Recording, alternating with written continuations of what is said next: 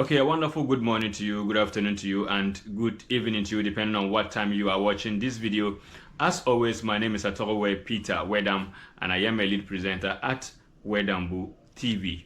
Now, following his nomination by the President, His Excellency John Dramani Mahama, Honorable Stephen AEKE Akurugo has been confirmed as the District Chief Executive for the Kassena-Nankana West District, and this happened last Tuesday on the 29th of April 2025. Honorable Stephen AEKE Akurugo has subsequently reported for duty at the Kassena-Nankana West District Assembly in Paga on Monday, 5th May 2025. Now, Wedambu TV had this very rare opportunity to sit down with the new DC for the Kassena-Nankana West District to first hear from him what he told the Honorable Assembly members after the overwhelming confirmation he gained on the 29th of April 2025, and what he has under his administration for the good people of the Kassena-Nankana West District. First, how he's going to work with the management and staff of the Assembly to propel development in the Kassena-Nankana West area. So, Honorable Stephen AEKE Akurugo actually polled some 58 out of the 65 votes from members present and voting on the day on 29th April 2025. And he thinks his coming into office is a good omen because records show that the Kassena-Nankana West District Assembly, since its inauguration in February 2024, has not been able to elect a presiding member. But guess what?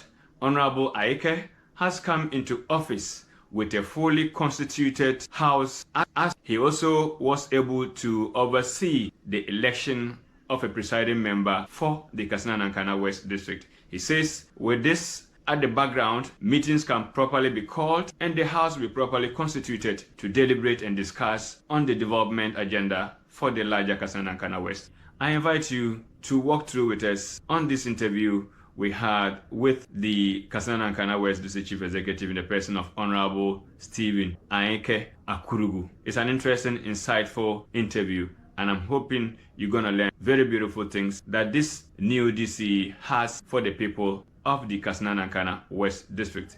Good afternoon, Honorable DC, and one more time I want to say congratulations for your nomination and subsequent confirmation as the District Chief Executive for the Kassena-Nankana West District, Upper East Region.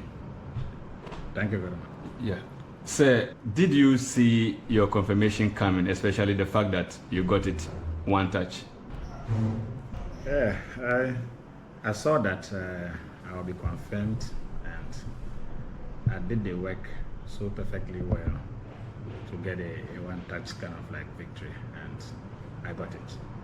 Sir, for the sake of the larger viewing public and your district's constituents who did not get to attend the confirmation meeting that was on the 29th of April 2025, what did you tell the Honorable House for giving you this overwhelming confirmation? Yeah, thank you very much. For the sake of those who were not able to attend the assembly for the confirmation of my nomination, I basically was just thankful to the President for selecting me out of a number of contestants. That's a competent contestants, of course. Then I also thanked the Honorable Assembly members who bought into the vision of the President by nominating me, thereby confirming the nomination of the President. I was so much grateful to them for the honor that they did give me. Also, we had our regional minister, the regional chairman, the party bigwigs at the regional level, and our former MPs, Honorable Abuga Pele and Honorable Rudolph Amega-Edko, who were also present the day. So I was also thankful to all those people and the dignitaries that came. Our revered chiefs, I was also very much grateful for their coming. But my word to them was just the fact that we were able to get a presiding member for this assembly, because I know for the past years they have not had a presiding member. So I was of joy that I got a presiding member who will preside over the General Assembly, who will approve budgets and do a lot of things to the smooth administration of the district. Okay. There were also other issues that were reported to me because they didn't have a presiding member.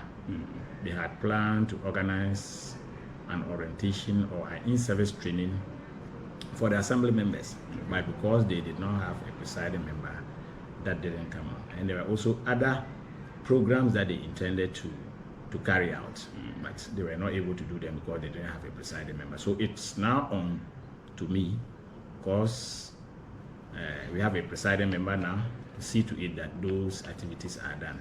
Okay. But also on the other side, I was of the view that I will work with the assembly members to see to it that most of the government policies are implemented. And if you look at this, our district, the route network is very bad. Areas of agriculture, poor rural electrification, and health sector, the Agenda 11 project is there, not attended to.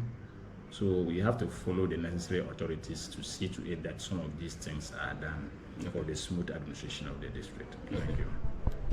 So, Honorable, I want to ask this one. You got 58 out of the 65 votes of members that were present and voting on the day. That calculates to about 89.2%. To me, this is an excellent score. What will you tell the full house, that the assembly as well as the general constituents in the district, the assurances you give them for giving you this overwhelming support and backing? Yeah, thank you very much. The one-touch victory didn't come easy because I needed to do a lot of work, and I did it. I think I also had support from my constituency executives, the chairman, secretary, who were also in the race, and some of the constituency executives also contributed to this one-touch victory. My honorable MP, Honorable Nichimabila Alamzi, cannot be left out. He did a great job in getting this one-touch victory. And overall, the paramount chief of Sirgu traditional area,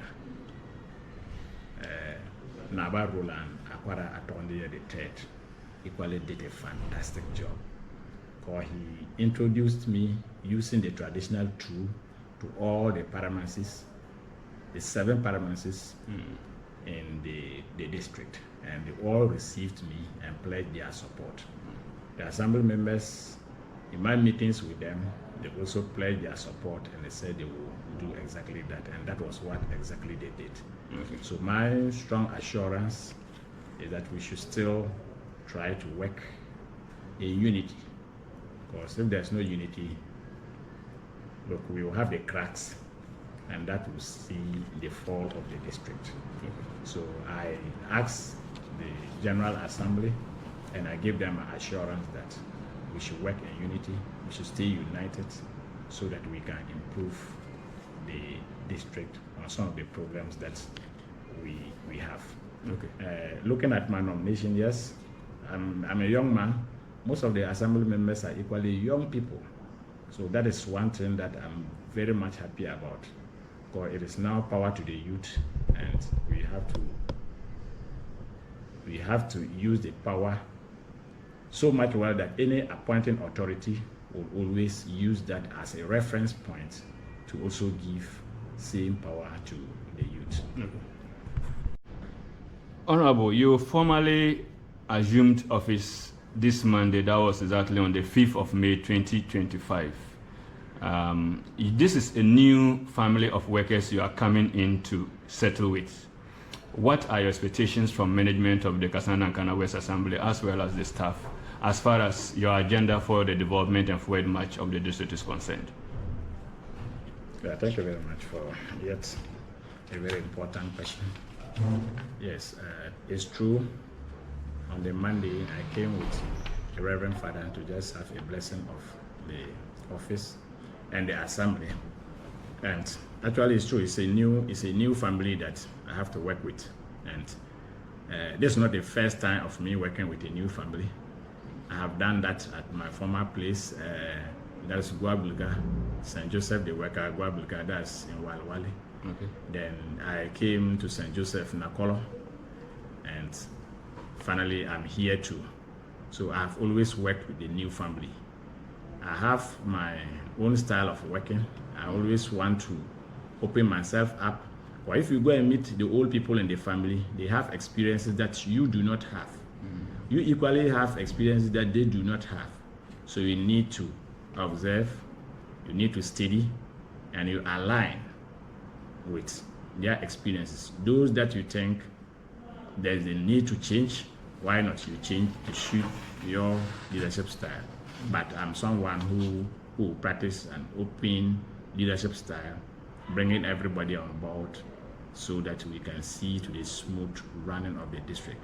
At the end of the day, I have just two things to achieve: to see to it that the district is developed in terms of infrastructure and human resource, and to also make the NDC party that I'm a card-bearing member, and on the ticket of that party that I made the DCE for the district attractive, so that people will join the party, people will continue to vote for the party, and will still continue to win power and bring development to the people. Okay. So with the new family, I just have to work closely with them and urge them that they should give me their necessary experience, positive ones of course, so that we can see to the development of the district. Okay. Thank you.